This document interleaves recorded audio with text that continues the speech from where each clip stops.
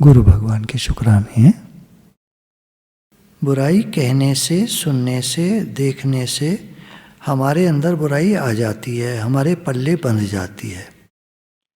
देखो, जिसका संग हम करते हैं, आपने हमेशा देखा होगा, वैसी आदतें हमारे अंदर आ जाती हैं। कोई आदमी संसारी बात करता है तो हम भी उसके साथ संसारी बातें ही करते हैं, भगवान की तो नहीं कर पाते। वो चाहेगा भी नहीं, करेगा भी नहीं, और अगर हम जरा भी बोलेंगे तो हमारा मजाक उड़ा देगा, कुछ कह देगा। जो कोई भगवान की बात कर रहा है, जैसे हम गुरु के पास जाएंगे तो हम केवल भगवान की बात करते हैं। वो कुछ पूछते भी हैं कि तुम्हारे घर में कैसे चल रहा है, तो हम ज़्यादातर लोग यही सुना है, देखा है कि ये कहते हैं गुरु जी कृपा से सब ठीक है, गुरु जी कृपा से सब ठीक है। तो वो कुछ खास बताते भी नहीं है, घर की बात करना भी नहीं चाहते, क्योंकि लगता है उन्हें, समझ में आता है टाइम वेस्ट होगा। गुरु जी के आगे घर परिवार की बात करने का कोई लाभ नहीं है, जो जैसा है वैसा है। अब देखिए, कोई बहू आए वो अपनी सास की बुराई करे यहाँ बैठ के, कोई सास आए वो बहू की बुराई करे यहाँ बैठ के। अब नतीजा तो कुछ नहीं निकलना, क्योंकि गुरु क्या कह सकते हैं, भाई तुमको खुद देखना है, तुमको खुद संभालना है, तुम्हारी सास कैसी है, तुम्हारी बहू कैसी है, अभी तो तुम ही को देखना है ना। थोड़ा बहुत गुरु बता सकते हैं ज्ञान, बातों का बुरा मत मानो, इग्नोर करो, ज़्यादा ध्यान मत दो, अपना काम करो, बिजी रहो, इस तरह करके बता सकते हैं गुरु। व्यस्त रहोगे तो मस्त रहोगे, मतलब एक कहावत है, तो उसमें यह है कि व्यस्त रहते हैं जब, तो इतना काम होता है कि ध्यान नहीं जाता, बहुत सारी बातें इग्नोर हो जाती है। अभी थोड़े दिन पहले कनाडा में एक गर्ल साधक है, शादी होके गई है, हो गए कोई 5 साल शादी को, 5 साल से ही वहाँ पर है। तो मैंने पूछा कि वहाँ तुम्हारी सास नहीं आई कभी? बोले आई थी, एक बार आई थी और काफ़ी दिन रही थी, 2-3 महीना रही थी, और काफ़ी किच किच किच किच करती थी, पर मैंने अपना ध्यान हटा करके अपने काम में लगा दिया। काम, मेरे पास वर्क फ्रॉम होम शुरू से रहा, मैंने इस तरह की जॉब की थी, तो काम में अपना ध्यान लगा दिया था। वो बोलती रहती थी, वो भी समझ गई कि सुनेगी नहीं, ये अपना काम कर रही है, और पैसे कमा रही थी मैं, इसलिए उनका थोड़ा मुंह भी बंद रहता था, ज़्यादा नहीं बोल पाती थी। तो एक ये भी बात है, जब आप बिज़ी रहेंगे, कुछ पैसे कमाएंगे, तो सास थोड़ा, अब ये क्या है ना, ये व्यवहारिक बातें, ज्ञान की बातें मिली जुली गुरु एक जनरल वे में तो बता सकते हैं, पर हमारी एक एक बात का हल नहीं दे सकते। तो उसने एक अच्छा सा एग्जाम्पल बताया कि मैं ऐसे व्यस्त रहती हूँ तो सब हो जाता है, तो ऐसे आप समझो। तो बुराई करने का, बुरा देखने का, इससे क्या होगा? हमारे अंदर बुराई आ जाएगी, हमारा मन खराब होगा, और फिर बुराई का चिंतन करने से उससे हमारा संबंध होता है। जिसका हम संग करते हैं उससे हमारा संग हो जाता है, और फिर टाइम खराब होता है उसमें। टाइम यूटिलाइज या टाइम का सदुपयोग तभी है जब हम अच्छी बातें करें, ज्ञान की बात, भगवान की बात, या अगर संसारी बात भी करनी है तो नॉलेज की बात, ज्ञानवर्धक बातें, संसारी भी हों भले, पर ज्ञानवर्धक बातें हों। दुनिया में क्या है, दुनिया में कैसे है, कहाँ का क्या, बहुत सारी बातें होती हैं जो कंस्ट्रक्टिव होती हैं, पॉजिटिव होती हैं। बुराई करने से वो बुराई हमारे अंदर में आ जाती है, बहुत भारी नुकसान हो जाता है। इसलिए किसी का भी बुरा मत सोचो, बुरा मत देखो। अच्छा, बुरा देखते हैं तो फिर बुरा सोचने लग जाते हैं। शिव जी रामायण में कहते हैं पार्वती जी से, उमा संत की यही बड़ाई, मंद करत जो करई भलाई। संतों की ये बड़ाई होती है कि जो मंद करते हैं या उनकी बुराई करते हैं, वो उनके साथ बुराई नहीं करते, वो भलाई ही करते हैं। क्योंकि वो ये कहते हैं संत लोग, देखो भाई, जिसके पास जैसा कुछ होगा वही तो देगा। हमारे पास भलाई है तो हम भलाई देंगे, उनके पास बुराई है तो बुराई देंगे। जहर वाला जो कीड़ा होता है वो जहर ही उगलता है, और जो अच्छे कीड़े होते हैं, कुछ जैसे मलबरी ट्री पर सिल्क बनाने का कीड़ा होता है, तो वो सिल्क बनाता है, उससे सिल्क की साड़ियाँ बनती हैं। तो अच्छा आदमी अच्छी चीज़ देता है, बुरा आदमी बुरी चीज़ देता है, ये तो होता ही है।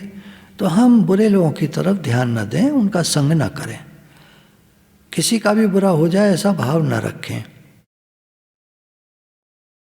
हम बुरा सोचेंगे तो हमारा समय बुराई के चिंतन में गया। जहाँ भगवान का चिंतन होना था वह बुराई का चिंतन हो गया, कितना नुकसान हो गया, बड़ी भारी हानि हो गई। डरते रहो ये जिंदगी बेकार न हो जाए, सपने में भी किसी जीव का अपकार न हो जाए। हम जीवन हमें मिला है, ये बेकार की बातों में बेकार न हो जाए। बेकार कैसे होता है? जब हम लोगों का अपकार करते हैं, कुछ बुरा करते हैं, तो वो सब अपकार हमारा ही नुकसान हो जाता है। तो जीवन में ध्यान देना चाहिए कि हमारा जीवन बेकार ना हो जाए, ऐसे वेस्ट ना चला जाए। कुछ अच्छी बातें कुछ, क्योंकि स्वभाव साथ जाता है। ऐसा कहते हैं कि जब आदमी मरता है तो और कुछ नहीं साथ जाता। एक फ़ोन में से सिम कार्ड निकाल के आप दूसरे फ़ोन में डालते हैं तो सिम कार्ड की जितनी इन्फॉर्मेशन होती है वो दूसरे फ़ोन में आ जाती है। सेम तरह से एक आदमी जब शरीर शांत होता है तो जीवात्मा निकलकर दूसरे शरीर में प्रवेश करता है, तो वही सेम आदतें वो अपनी ले जाता है। स्वभाव ट्रांसफ़र होता है, ऐसा शास्त्रों में लिखा है। अब हमारा स्वभाव कैसा है, ये ध्यान देने की बात है। हम अपना अगला जन्म भी खराब न करें। किसी को बुरा समझने से बुराई के साथ संबंध जुड़ता है, उसमें भी वो बुराई दृढ़ होती है और हम में भी वो बुराई आती है। बुरा सोचोगे तो उसका बड़ा नुकसान हो जाएगा, उसके पल्ले बुराई बन जाएगी। तो हम बुराई की स्थापना क्यों करें? हो सके तो भलाई की स्थापना करें। देखिए, हर समय में, सब समय में कोई बुरा होता नहीं है। कोई बेईमान आदमी हमारे लिए बेईमान हो सकता है, लेकिन जब वो घर जाता है तो पैसे ले जाके जब अपने बच्चों को देता है तो बड़ा खुश होता है। अपने बच्चों के साथ तो बेईमानी कभी नहीं करता, अपने घर में तो बेईमानी कभी नहीं करता। ऐसी आदत होती है। तो हम भगवान के बच्चे हैं, हमको भलाई ही स्थापित करनी है। अनादिकाल से अजीव परमात्मा का अंश है। ममेवांशो जीव लोके जीवोत सनातन। भगवान ने गीता में कहा है कि ये जीव लोक में ये जीव मेरा ही अंश है और ये सनातन है। सनातन सदा से है, जैसे मैं हूँ ऐसी ही है, क्योंकि मेरा अंश है। अब देखिए, भलाई है सच्ची, बुराई है आगंतुक। वो बुरा कैसे हो गया? बुराई करने वाला सबकी बुराई करेगा, सब समय में बुराई करेगा। क्या बुराई ही हरदम करता रहेगा? क्या बुरा ही हरदम रहेगा? उसका कल्याण नहीं हो सकता? क्या वो कभी भला नहीं बन सकता?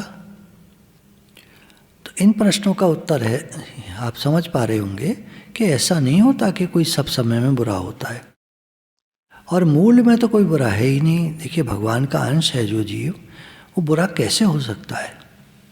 बुराई आगंतुक है, आ गई है। जो चीज़ आई है वो जा भी सकती है।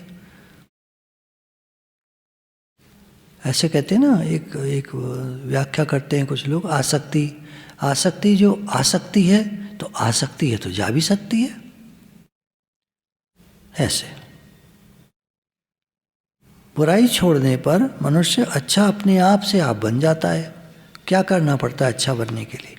हमको अच्छा बनना है, चलो ऐसे कर लो, हमको अच्छा बनना है। अच्छा बनने के लिए हमको क्या करना पड़ेगा? कौन से फावड़ा चलाना पड़ेगा, कौन सी बिल्डिंग से कूदना पड़ेगा, कौन से बड़े बड़े काम करने पड़ेंगे। एक दुकान पर एक दुकानदार बैठा है, हम जाके सामान लेते हैं, वो बड़े अच्छे से पेश आता है, बढ़िया सामान दिखाता है, अच्छे से पैकिंग करके हमको पकड़ाता है, पैसे भी मुनासिब वाजिब अर्थात उचित दाम लेता है, बिल्कुल ज़्यादा नहीं लेता। कहीं भी कंपेयर कभी हमने करा तो समझ में आया या तो और जगह उसके बराबर ही पैसों में मिल रही थी चीज़, या और ज़्यादा में मिल रही थी। तो हमारी निगाह में अब वो दुकानदार अच्छा दुकानदार हो गया। क्या करना पड़ा उसको? बस ईमानदारी तो होना पड़ा, सही रेट पर चीज़ देनी पड़ी, सही चीज़ देनी पड़ी, जो हर एक के लिए पॉसिबल है।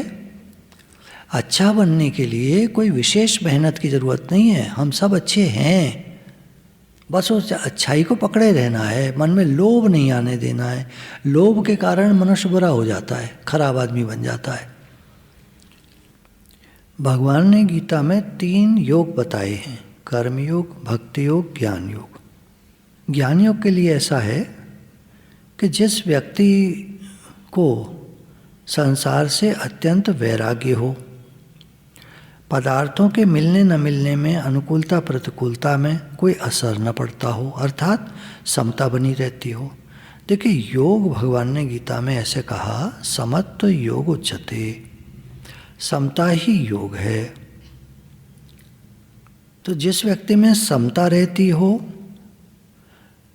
वैराग्य हो, पदार्थों के मिलने न मिलने में, अनुकूलता प्रतिकूलता में कोई असर न पड़ता हो, यानी समता बनी रहती हो, तेजी का वैराग्य हो, तो वो ज्ञान योग का अधिकारी होता है। योग, ज्ञान, मैं आत्मा हूँ, शरीर नहीं हूँ, सर्व खलुदम ब्रह्म, सर्वत्र ब्रह्म है, प्रज्ञानम ब्रह्म, ब्रह्म ही सर्वत्र है, अहम ब्रह्मास्मि तत्त्वमसि, मैं ब्रह्म हूँ, तुम भी वही हो। तो ब्रह्म ज्ञान का जिसको शौक हो, लगन हो, जिज्ञासा हो, फिर योग में रहता हो, संसार से उसको वैराग्य हो, कुछ भी मिलने बिछड़ने में, अनुकूलता प्रतिकूलता में कोई असर ना पड़ता हो, तो वो योग का अधिकारी है, ज्ञान योग का अधिकारी है।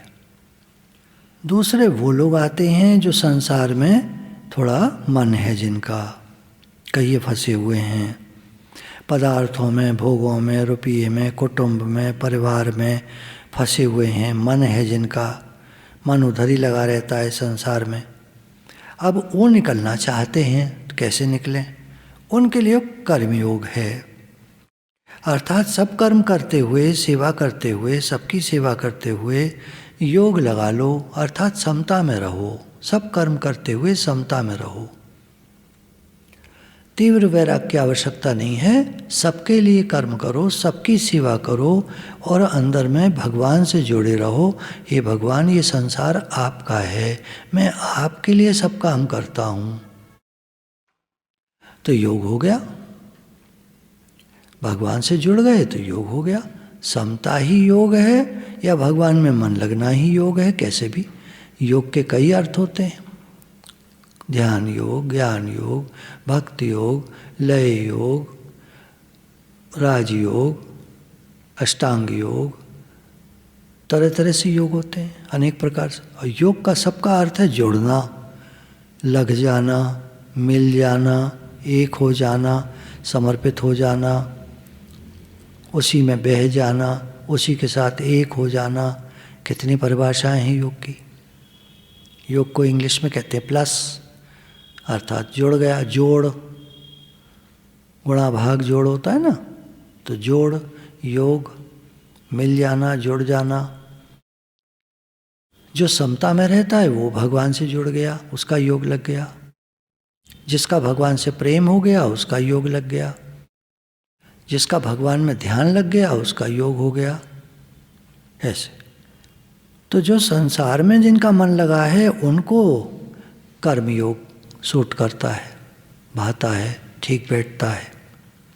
कर्म भी करो, भगवान को अर्पण करो, संसार भगवान का है, मैं भगवान का हूँ, मन भगवान में लग गया, अब हम भगवान के हैं, भगवान हमारे हैं, सब काम हम भगवान के लिए करते हैं, ये संसार भगवान का है, यहाँ हम जो भी काम करते हैं भगवान के लिए करते हैं, भगवान के जनों की सेवा करते हैं।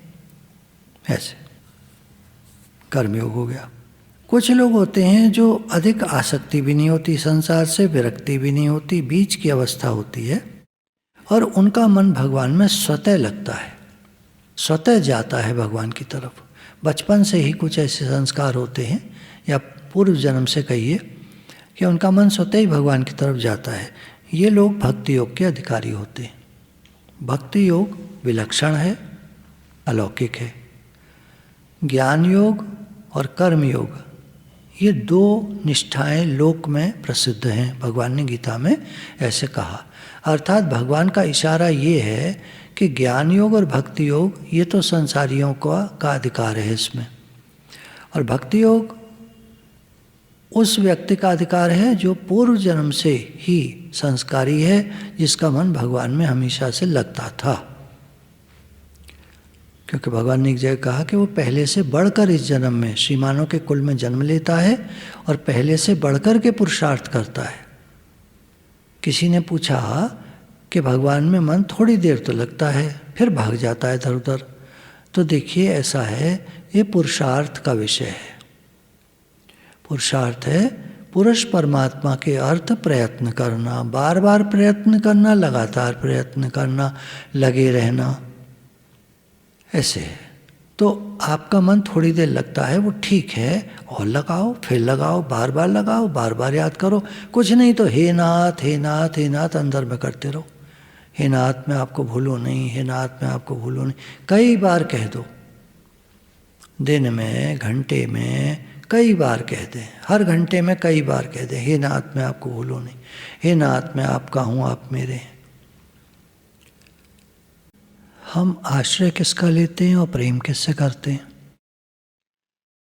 आश्रय हम संसार का ही लेते हैं और प्रेम भी हम संसार से ही करते हैं। कभी कभी हम भगवान का आश्रय लेकर प्रेम संसार से करते हैं, भगवान तुम ये करो, भगवान तुम ये करो। तो आश्रय अगर भगवान का लेना है तो प्रेम भी भगवान से ही करना है और भगवान की ही शरण हो जाना है। ये सब अंदर की बातें हैं। आप कहेंगे जब हम कहते हैं मैं भगवान का हूँ, भगवान मेरे हैं, तो घर वाले चिढ़ जाते हैं, क्यों हम तुम्हारे नहीं हैं क्या? तो ऐसा है कि आप ये कह सकते हैं घर वालों से कि गुरु ये कहते हैं कि हम सब भगवान के हैं और भगवान हमारे हैं, ऐसे करके बात करिए। गुरु ये बताते हैं कि हम सब, आप कहते होंगे हम भगवान के हैं, भगवान हमारे हैं, मैं भगवान का हूँ, भगवान मेरे हैं, तो वो चिढ़ेंगे। हम सब भगवान के हैं, भगवान हमारे हैं। देखिए भक्ति योग में ये संसार भगवान का है ऐसा मानना होता है, और जो काम हम करते हैं वो भगवान के लिए करते हैं। मैं भगवान का हूँ, भगवान के दरबार में, भगवान के संसार में रहता हूँ। ये घर भगवान का दिया हुआ है, भगवान का है, भगवान का ही काम करता हूँ, भगवान का दिया हुआ प्रसाद पाता हूँ और भगवान के जनों की सेवा करता हूँ। तो इस तरह से हम अपना भाव बना सकते हैं। फिर से देखें इसको कि मैं भगवान का हूँ, भगवान के दरबार में, भगवान के घर में, भगवान के दिए घर में रहता हूँ। घर भगवान का है, भगवान का ही काम करता हूँ, सब काम भगवान का है इस संसार में और भगवान का ही काम करता हूँ। भगवान के दिए प्रसाद से जीवन निर्वाह करता हूँ, भगवान का दिया हुआ प्रसाद पाता हूँ, भगवान के प्रसाद से परिवार जनों की सेवा करता हूँ। अर्थात सब कुछ भगवान का, परिवार भी, घर भी, प्रसाद भी, भोजन प्रसाद, चीज़ें भी, पदार्थ, सामग्री, सब भगवान की, सब भगवान का। संसार सभी भगवान का है।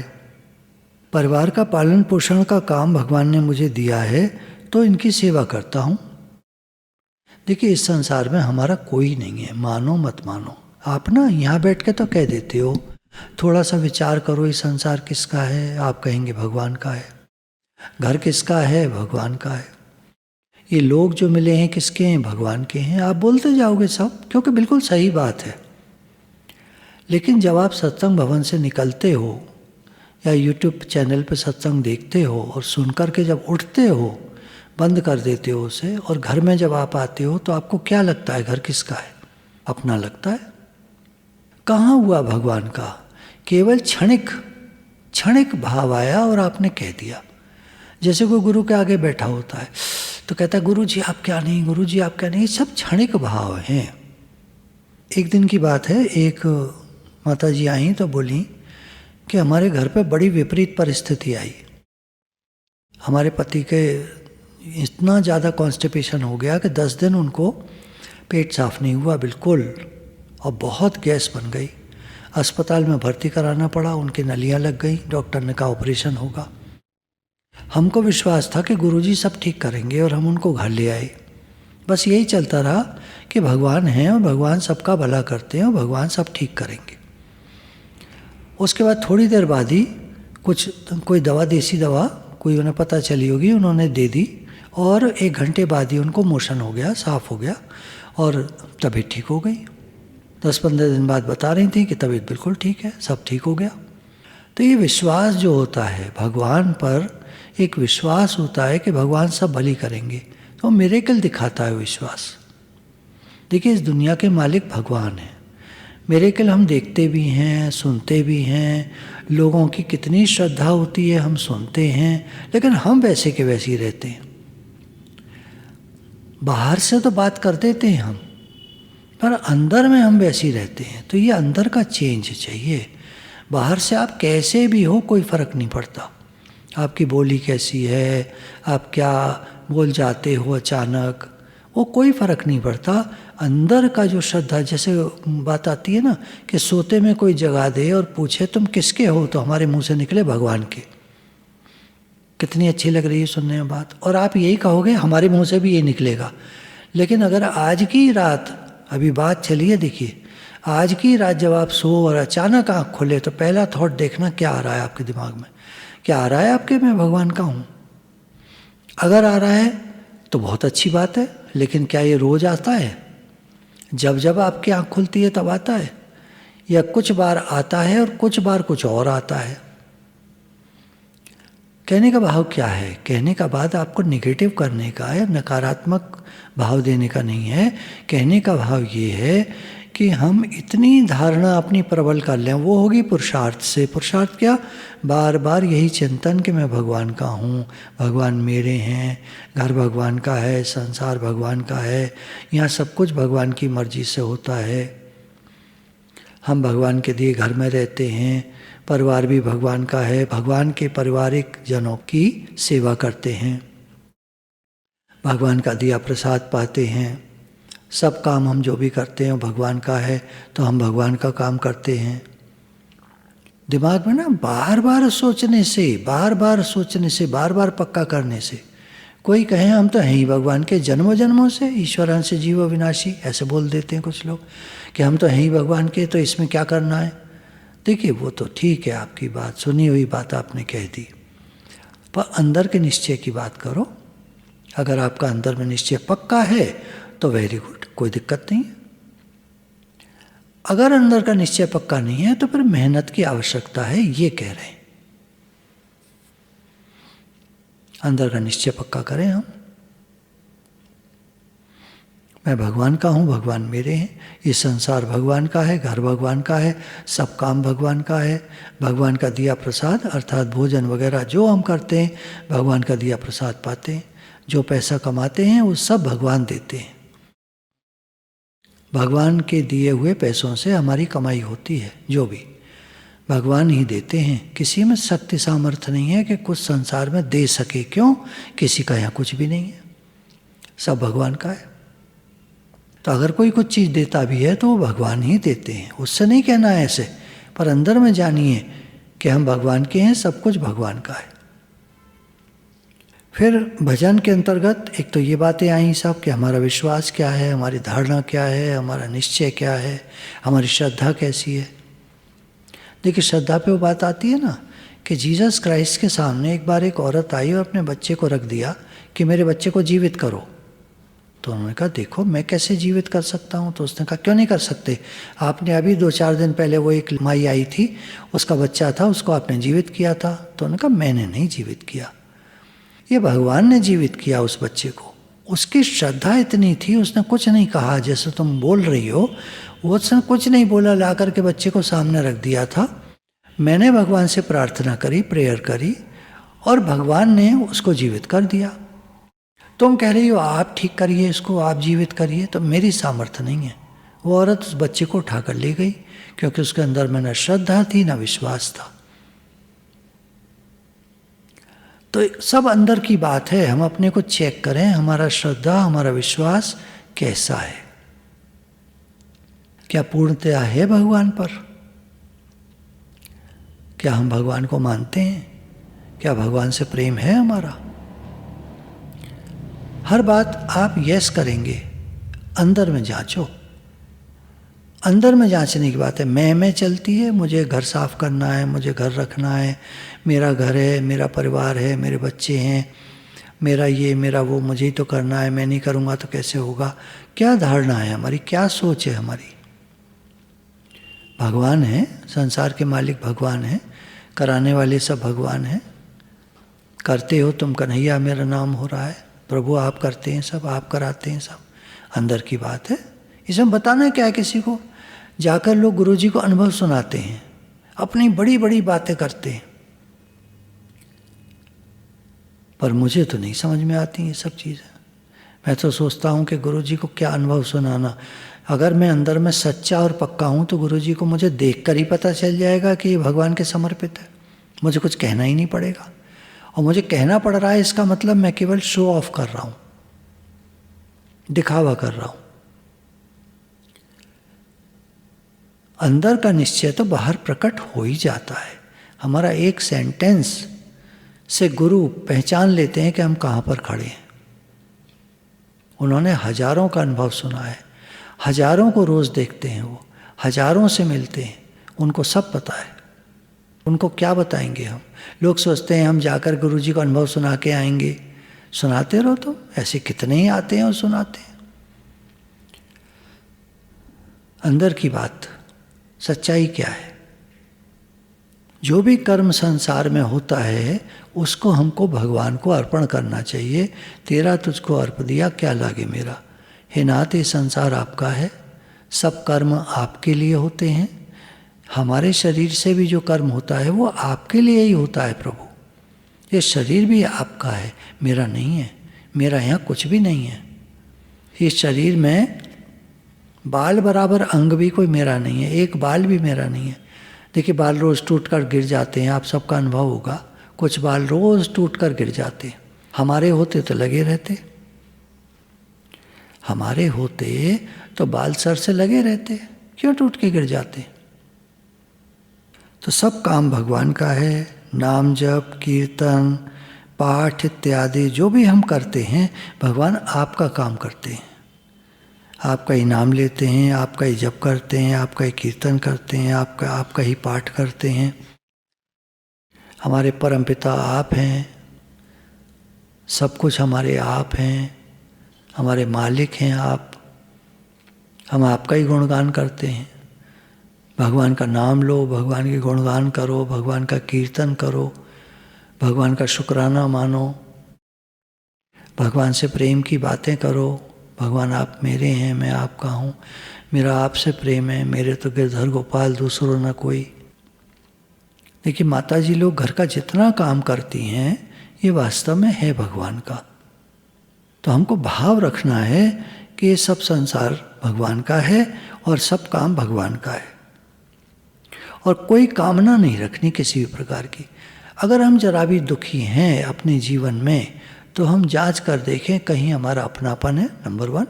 नंबर 2, कोई ना कोई कामना है। कामना से ही दुख है। जिसको कछु न चाहिए सो शाहनपति शाह। जिसको कुछ नहीं चाहिए वो राजाओं का राजा है और उसको कोई दुख नहीं है। Happiest man is without a shirt. जिसको एक शर्ट की भी कामना नहीं है, उसको जो मिला है उसमें प्रसन्न है। हमको जो मिला है, जितना सामान मिला है, जितनी चीज़ें मिली हैं, हम खुश रहें, हम खुश रह सकते हैं। और जहाँ एक चीज़ की इच्छा आई, मान लीजिए वो चीज़ हम नहीं खरीद सकते या नहीं खरीद पाते, तो क्या होगा? दुख होगा। देखिए विश्वास पर एक घटना है। एक बार शिव जी पार्वती जी से कहने लगे, जितने गंगा नहाने आते हैं ना, इनमें कोई गंगा नहाता नहीं है। तो पार्वती जी बोली, क्या कह रहे हैं महाराज, ये क्या आपने कहा गंगा नहाता नहीं है? मतलब नहा तो रहे हैं इतने लोग, देखिए नीचे देखिए झांक कर। तो शिव जी ने कहा, हाँ बिल्कुल नहा रहे हैं, मैं भी देख रहा हूँ नहा रहे हैं, पर कोई नहीं नहा रहा है। बोली मैं समझी नहीं। बोले चलो दिखाता हूँ। शिव जी जो है गंगा किनारे जाकर एक गड्ढे में छुप कर बैठ गए और माता जी को समझा दिया, जाकर ये बोलो। तो लोग नहा के आ रहे थे, तो पार्वती मैया एक बुढ़िया का वेश बनाकर कि मेरे पति जो हैं बूढ़े हैं, एक गड्ढे में गिर गए, भैया उनको बाहर निकाल दो ज़रा। तो आदमी कहता, हाँ हाँ लाओ माता जी, कहाँ है, लेकिन एक शर्त है, वो बहुत पवित्र हैं, अगर तुमने गंगा जी ठीक से नहीं नहाई हैं, तुम्हारे सारे पाप नहीं धुल गए हैं, तो तुम उनको छूते ही भस्म हो जाओगे। और वो आदमी एकदम भाग जाता वहाँ से। जितने लोग आते सब सुनते और भाग जाते। वो आई शिव जी के पास, महाराज एक भी नहीं आ रहा निकालने आपको। तो बोले मैंने कहा था ना इनमें कोई गंगा नहीं नहा रहा, क्योंकि अगर गंगा नहा लिया होता तो इनके पाप धुल गए होते। इनको विश्वास ही नहीं है कि गंगा जी नहाने से पाप धुल जाते। एक बार और कोशिश करो। फिर माता जी जाकर खड़ी हो गई तो एक आदमी आया। माता जी ने फिर वही बात कही कि मेरे पति गड्ढे में गिर गए हैं, उनको निकाल सकते हो भैया, तो जरा निकाल दो। बोले हाँ हाँ जाओ चलो। बोले लेकिन एक बात सुनो, वो बड़े पवित्र हैं, अगर उनको तुमने छुआ तो तुम भस्म हो जाओगे, लेकिन अगर तुमने गंगा जी ठीक से नहा ली हैं, तुम्हारे सब पाप धुल गए हैं, तुम्हारे अंदर जरा भी पाप नहीं है, तो तुम भस्म नहीं होगे। अब तुम सोच लो। वो कहता है देखो मैया, मैं अभी अभी गंगा जी नहाया हूँ और मेरा दृढ़ विश्वास है, देखो मैं 10 साल बाद आया हूँ माता जी, मैं तब समझदार नहीं था जब पहले आया था। अब मैं समझ लेकर आया हूँ कि गंगा जी नहाने से पाप धुल जाते हैं। अब आप मुझे मिली हो, आप पूछ रही हो, तो मैं आपसे दृढ़ता से कह सकता हूँ कि मैं गंगा जी नहा लिया और मेरे पाप धुल गए। अब बताओ क्या करना है। वो आदमी आया वहाँ और उन्होंने वो जो बूढ़े बने हुए थे शिव जी, उनको बाहर निकाल दिया। नहीं जला, नहीं भस्म हुआ। तो शिव जी ने कहा देखा तुमने, ये हजारों लोगों में सिर्फ एक में श्रद्धा है, और वो भी मेरी दी हुई है। अब मैंने तुमको भेजा ना लास्ट बार, तो मैंने इसकी बुद्धि पलट दी थी तुमको दिखाने के लिए। हजारों हजारों लोग गंगा स्नान करता है, पर किसी को विश्वास नहीं है कि हमारे सब पाप धुल गए।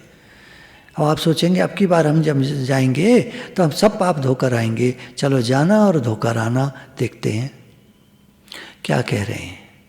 बात समझने की ये है कि हम अपने श्रद्धा को, अपने विश्वास को मजबूत करें। जो भी धारणा हमने बनाई है उसको पक्का बना लें। भगवान हमारे माता पिता हैं तो हमारे माता पिता हैं। ये संसार भगवान का है तो ये संसार भगवान का है। हम भगवान के हैं तो पक्का हम भगवान के हैं। गुरु भगवान के शुक्राने।